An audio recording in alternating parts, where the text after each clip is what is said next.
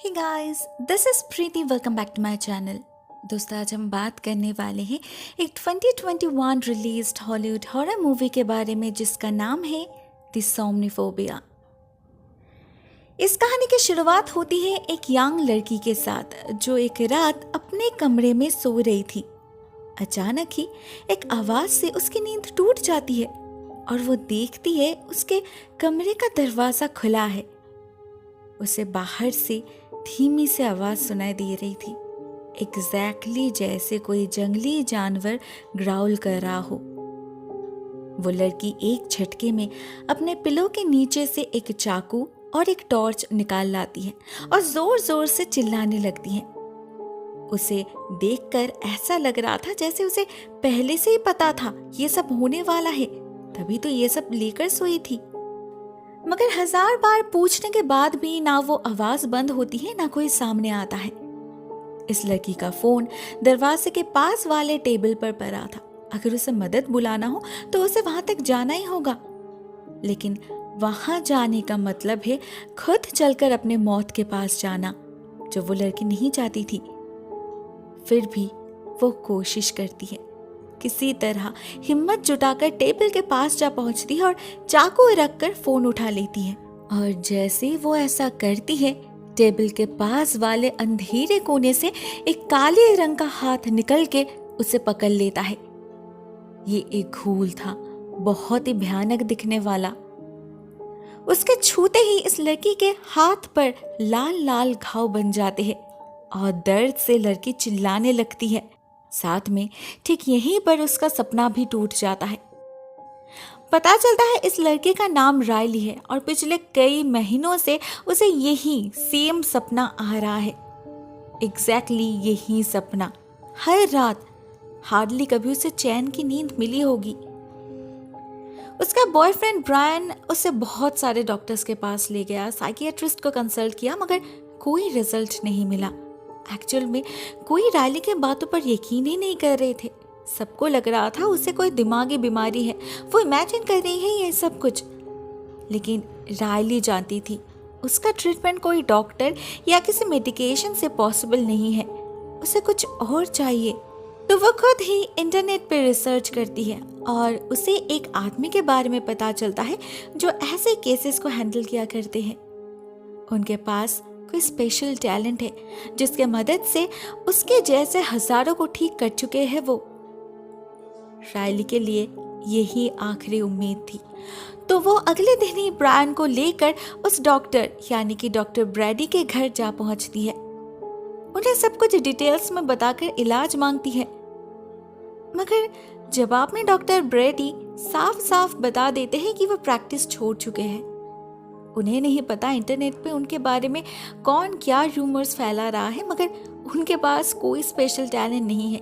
वो तो बस एक बहुत ही साधारण सोमनोलॉजिस्ट है जो लोगों की स्लीप डिसऑर्डर रिलेटेड प्रॉब्लम्स को क्योर करते हैं। रायली के बार बार रिक्वेस्ट करने पर भी डॉक्टर राजी नहीं होते, मगर जब वो उन्हें अपना हाथ दिखाती है तो उसके चोट के निशान को देखकर डॉक्टर थोड़ा सा सीरियस जरूर हो जाते हैं। पता नहीं उनके दिमाग में क्या चल रहा था। अकेले किचन में जाकर कुछ सोचने लगते हैं वो। ऐसे में ब्रायन जाता है उनसे मिलने और कुछ अजीब सी बातें करने लगता है। कहता है उसे पता है रायली को साइकोलॉजिकल प्रॉब्लम्स है, उसे कोई भूत फूत नहीं दिखते, वो खुद ही खुद को हर्ट किया करती है। हर सुबह उसे चीखते चिल्लाते देख परेशान हो चुका है वो, इसीलिए उसका मन रखने के लिए उसके बातों पर यकीन करने का नाटक करता है। उसे भी पता है कि उसका इलाज कोई नहीं कर सकता, क्योंकि असल में प्रॉब्लम तो कुछ है ही नहीं। इंटरनेट पे डॉक्टर ब्रेडी के बारे में पढ़कर वो समझ चुका था कि ये जरूर कोई विच डॉक्टर है जो ऐसे ही लोगों को उल्लू बनाता है। इसीलिए ही तो वो रायली को यहाँ लेकर आया है, जिससे ये डॉक्टर अपने मैजिक ट्रिक से उसके मन से ये भूत का डर निकाल सके। इससे दोनों का ही फायदा है, डॉक्टर को पैसा मिल जाएगा और उसे शांति। डॉक्टर ब्रेडी इतने देर से चुपचाप ब्रायन की बातें सुन रहे थे। उसके एक्सप्रेशन में कुछ बदलाव आया था। कैसा बदलाव वो हमें समझ नहीं आता। वो अचानक ही ब्रायन को बाहर वेट करने के लिए कहकर खुद जाते हैं रायली के पास। उसे अपने पेशेंट्स के बारे में बताने लगते हैं। कहते हैं उनके एक पेशेंट थी मिसेस मैडिसन, जिसे हर रात घर के बैकयार्ड से किसी के रोने की आवाज आती थी, और जब वो चेक करने जाती थी उसे वहां एक बहुत ही क्रीपी क्रिएचर दिखता था, एक ज़ोंबी। ये नाइटमेयर उसकी नींद छीन चुकी थी। वो सो नहीं पाती थी, बिल्कुल रायली की ही तरह। और उनका दूसरा पेशेंट एक यंग लड़का था। उसे हर रात सपने में एक विच नजर आती थी। उसे हमेशा ऐसा लगता था कि कोई छुपके से उस पर नजर रख रहा है। डॉक्टर को पता था इन दोनों केसेस में ही असली प्रॉब्लम साइकोलॉजिकल है। ये नाइटमेयर्स बस रिजल्ट है, रीजन उनके लाइफ में छुपे कुछ ऐसी पेनफुल मेमोरी से, कुछ ऐसे ट्रॉमास हैं जिन्हें वो भुला चुके हैं, सप्रेस कर चुके हैं। लेकिन इंसानी दिमाग बहुत ही कम्प्लेक्स होता है। ऐसी यादें मिटाने से भी नहीं मिटते, किसी ना किसी कोने में छुपे रहते हैं और डायरेक्टली ना सही तो इनडायरेक्टली विक्टिम को तड़पाता रहता है। और इन्हें कवर अप करने के चक्कर में विक्टिम का दिमाग इमेजिनेशन की मदद लेता है, जिससे वही ट्रॉमा फिर से उसे ट्रॉमेटाइज करने लगता है, लेकिन अलग रूप और अलग रंग में। इन सारे प्रॉब्लम्स की जड़ एक ही है। उन्हें बस उन मेमोरीज को लोकेट करना है और उन्हें एक्सेप्ट करके मूव ऑन करना है। बस यही एक रास्ता है उनसे डील करने का। लेकिन रायली को ये समझ नहीं आता कि उसकी लाइफ में तो ऐसा कुछ कभी नहीं हुआ, तो वो क्या याद करे। रायली बहुत ही ज्यादा हेल्पलेस फील करने लगी थी। वो रोने लगती है, गिड़गिड़ाने लगती है। अगर डॉक्टर ब्रेडी उसे ठीक नहीं कर पाए तो और कोई नहीं कर सकता। उसकी हालत देखकर डॉक्टर ब्रेडी उससे अपने एक सीक्रेट शेयर करते हैं, जो आज तक उन्होंने किसी से नहीं कहा। वो बताते हैं कि वो सच में ही स्पेशल हैं। उनके अंदर सच में ही एक स्पेशल टैलेंट है, जिससे वो दूसरे लोगों के सपने में एंटर कर सकता है। वो लोग जो देख रहे हैं उसे भी देख सकते हैं, but from a third person point of view. अपने इसी ऑब्जर्वेशन से वो लोगों को क्योर कर पाते हैं। जैसे मिसेस मैडिसन के केस में उसके साथ साथ उन्होंने भी उस ज़ॉम्बी को देखा था, लेकिन मिसेस मैडिसन की तरह वो उससे डरकर भागे नहीं, उसका सामना किया और तब जाके उसे उसका रियलिटी पता चला वो ज़ॉम्बी असल में मिसेस मैडिसन का ही बेटा है, जिसकी 6 महीने पहले एक कार एक्सीडेंट में मौत हो गई थी।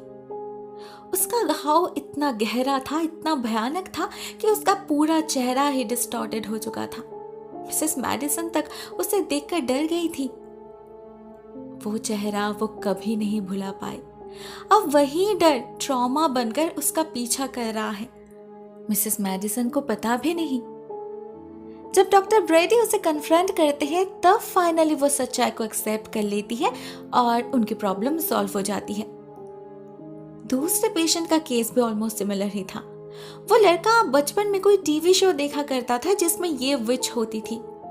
तब बहुत डरता था वो लड़का, इतना कि बड़े होने के बाद भी पूरी तरीके से इससे बाहर नहीं आ पाया। फाइनली डॉक्टर के एडवाइस से उसने उस डर का सामना किया और वो ठीक हो गया। ऐसे ही हजारों केसेस को देखा है डॉक्टर ने, और अपने ऑब्जर्वेशन से उन्हें बार बार एक ही चीज समझ आई है कि घोस्ट, विच ये सब बस रिफ्लेक्शंस होते हैं, reflection of the real evil. रायली का केस भी सेम है। तो अगर उसे ठीक होना है तो डरने से काम नहीं चलेगा। उसे उसके सपने को समझना होगा, सामना करना होगा उस घूल का, उसके आंखों में आंखें डालकर उसे देखना होगा, तभी तो उसे वो रूट कॉज पता चलेगा। लेकिन रायली इस सब में इंटरेस्टेड नहीं थी। वो बात को समझने की कोशिश ही नहीं करती। इतना कुछ सुनने के बावजूद उसे ये लग रहा था कि उसके सपने में कोई घूल सच में है और उसे हॉन्ट कर रहा है। जरूर किसी बुरी आत्मा ने जादू किया है उस पर। वो बार बार डॉक्टर ब्रेडी से रिक्वेस्ट करने लगती है कि उसके सपने में जाए और कुछ भी करके उस इविल एंटिटी को दूर भगाए, मगर डॉक्टर ब्रेडी ऐसा नहीं कर सकते। वो कोई तांत्रिक तो नहीं है ना। रायली के इस नेव बिहेवियर से वो काइंड एग्जॉस्टेड फील करने लगे थे। ऐसे में रायली अचानक ही उसका हाथ पकड़ लेती है और उसे एक भयानक एक्सपीरियंस होता है। उसे अपने सामने बहुत सारी इविल एंटिटीज दिखने लगते हैं। ये असल में डॉक्टर ब्रेडी के उन पेशेंट्स के ट्रॉमेटाइज्ड रिफ्लेक्शन है जिन्हें उन्होंने क्योर किया है। रायली खुद वल्नरेबल स्टेट में है, इसीलिए उसे भी इनका यही रूप देखने मिलता है। रायली को लगता है जरूर डॉक्टर ब्रेडी इन भूतों से डरते हैं, इसीलिए ही वो और किसी का ट्रीटमेंट करना नहीं चाहते। मगर यहाँ पर भी वो गलती ही कर रही थी। डॉक्टर ब्रेडी को इन भूतों के पीछे छुपे सच्चाई दिखती है। वो ट्रॉमास दिखते हैं जो बार बार सहन करना आसान नहीं होता, ऐसे उन्हें बार बार नरक के आग में जलना पड़ता है। एक ट्रॉमा एक इंसान को पूरे जीवन के लिए पागल बना सकता है, तो सोचो डॉक्टर ब्रेडी की हालत कैसी होगी। जब भी वो किसी के नाइटमेयर को फेस करते हैं, उसका कुछ हिस्सा उसे भी साइकोलॉजिकली हर्ट करता है, उसे भी दर्द होता है और इसी फीलिंग से वो डरते हैं, किसी भूत से नहीं। उन्हें नहीं पता उनके अंदर ये शक्ति आई कहां से, ये कोई गिफ्ट है या किसी तरह की कोई म्यूटेशन। जो भी हो, भगवान ने उन्हें ऐसा बनाया है तो उनका मानना है उन्हें भी और लोगों की मदद करनी चाहिए। लेकिन विक्टिम को खुद भी तो ये रियलाइज करना होगा ना, तभी तो वो अंदर से क्योर हो पाएगी। फाइनली वो रायली की भी मदद करते हैं, उसके सपने में एंटर करते हैं और रायली के साथ साथ इस बार उन्हें भी वो घूल दिखता है। मगर वो रायली की तरह उससे डरते नहीं, उसके आंखों में आंखें डालकर खड़े रहते हैं, अंधेरे से खींचकर रोशनी में निकाल लाते हैं उसे, और तब उन्हें पता चलता है असलियत क्या है। वो देखते हैं वो घूल असल में ब्रायन है, एक साइकोपैथ है वो। रायली के हाथों पर वो चोट के निशान उसी ने दिया है।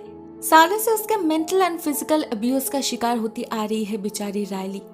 ब्रायन ने उसे इतना ज्यादा ट्रॉमेटाइज्ड कर रखा है, एक पोजेसिव बॉयफ्रेंड के नकाब के पीछे छुपकर रायली को ऐसे ब्रेन वॉश किया है उसने कि वो बेचारी अभी सच और झूठ के बीच फर्क तक नहीं कर पाती। जब से वो लोग इस घर में आए थे तभी से ब्रायन का बिहेवियर देखकर डॉक्टर ब्रेडी को शक हो रहा था। ऊपर से जब उसका दोगलापन सामने आता है तब उनका शक और स्ट्रांग हो जाता है। एंड फाइनली रायली के सपने में घुसने के बाद तो उसका भांडा फूट ही जाता है। ऑन द अदर हैंड, सपने से जागने के बाद रायली को कुछ भी याद नहीं रहता। वो बस इतना फील कर पा रही थी कि वो डरी हुई नहीं है, जैसे पिछले कई महीनों से वो नींद से जाग रही है चीखते चिल्लाते हुए। इस बार ऐसा नहीं हुआ। हाँ, उसे सपना आया, उसे डर भी लग रहा था, मगर आखिर में कुछ हुआ नहीं। क्या ये डॉक्टर ब्रेडी का कमाल है? इसका जवाब डॉक्टर ब्रेडी सीधे तरीके से नहीं देते। वो उसे कहते हैं यहाँ से भाग जाने के लिए, जितना दूर हो सके, जहां और कोई कभी उस पर हाथ ना उठा सके, ना रियलिटी में ना सपने में।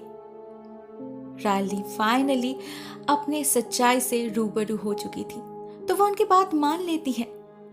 अभी बारी थी ब्रायन को कन्फ्रंट करने की। तो डॉक्टर ब्रेडी रायली को यहाँ से निकल जाने के लिए कहकर उसे अपने बॉयफ्रेंड को अंदर भेजने के लिए कहते हैं। वो ब्रायन को यहाँ रोक रखेंगे जब तक उनसे पॉसिबल होगा।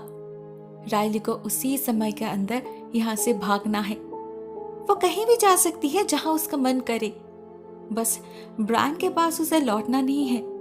उसके मुट्ठी से निकलने का इससे बढ़िया मौका उसे फिर कभी नहीं मिलेगा। रायली वही करती है, ब्रायन से कहती है डॉक्टर ने बुलाया है और उसकी गाड़ी लेकर निकल पड़ती है। इधर ब्रायन को कोई आइडिया नहीं था उसके साथ क्या होने वाला है। उसे लगता है जरूर रायली का ट्रीटमेंट रिलेटेड कुछ होगा, लेकिन उसके अंदर आने पर जब डॉक्टर उसे कन्फ्रंट करते हैं तब उसका असली चेहरा सामने आता है। मगर उसके अंदर कोई रिपेंटेंस नहीं था, बल्कि वो तो प्राउड फील कर रहा था। इतने सालों में डॉक्टर ब्रेडी पहले इंसान थे जो उसके असलियत के बारे में जान पाए थे, और शायद आखिरी भी, क्योंकि सांप की तरह डिसेप्टिव है वो। कोई भी फंस जाएगा उसके झांसे में। दूसरी तरफ डॉक्टर ब्रेडी भी लाइफ में पहली बार एक ऐसा जीता जागता ट्रॉमा का सामना कर रहे थे ये एक लिविंग कॉज था, कोई पास्ट एक्सपीरियंस नहीं, कोई एक्सीडेंट नहीं, बल्कि एक इंसान, वो भी इतना पॉइजनस कि किसी के भी लाइफ को तबाह कर सकता है। तो डॉक्टर ब्रेडी डिसाइड करते हैं कि जब उनके पास एक स्पेशल पावर है तो उसका फायदा वो क्यों ना उठाए, क्यों ना सजा दे इस हैवान को। वो ब्रायन को पकड़ लेते हैं, जिससे उसे भी वही सारे क्रीपी मॉन्स्टर्स नजर आने लगते हैं। वो खुद भी एक साइकोपैथ है, मेंटली डिसबैलेंस्ड है, लोगों को दुख देकर मजा आता है उसे, मगर अब उसे पता चलेगा खुद उस आग में जलने में कैसा लगता है। ब्रायन दर्द में चिल्लाने लगता है और उसके चीख के साथ साथ ही ये मूवी एंड हो जाती है। दोस्तों, ये बेसिकली एक शॉर्ट हॉरर फिल्म है जो YouTube पर फ्री में अवेलेबल है। कहानी छोटी होने के बावजूद हाईली इम्पैक्टफुल है। डोमेस्टिक वायलेंस और उसके साइकोलॉजिकल इफेक्ट को बहुत ही यूनिक तरीके से पोर्ट्रे किया गया है यहाँ पर। मुझे कहानी बेहद पसंद आई और मैं सजेस्ट करूँगी आप इस फिल्म को ज़रूर देखें। ओनली 25 मिनट्स की है तो ज़्यादा समय भी नहीं लेगी। लिंक मैं डिस्क्रिप्शन बॉक्स में प्रोवाइड कर दूंगी। आज के लिए बस इतना ही दोस्तों। Thank you so much for watching this video. बहुत जल्द मिलते हैं किसी और नए वीडियो के साथ। तब तक के लिए टेक केयर, टाटा।